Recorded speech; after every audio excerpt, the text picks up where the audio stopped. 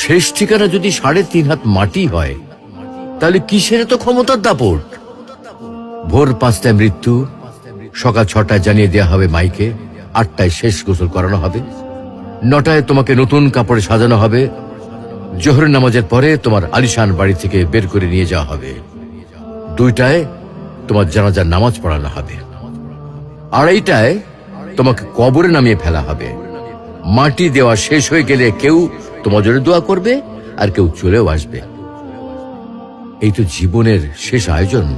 তো কিসের তো অহংকার, কিসের তো ক্ষমতার দাপট? হ্যাঁ, ক্ষমতা কারো জন্য চিরস্থায়ী নয়। অন্যায় ভাবে কাউকে ঠকালে একদিন ঠিক নিজেকেও ঠকতে হবে, এটাই নিয়ম।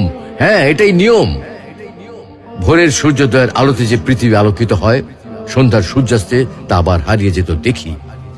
অসত্য দিয়ে সত্যকে কখনো ঢেকে রাখা যায় না।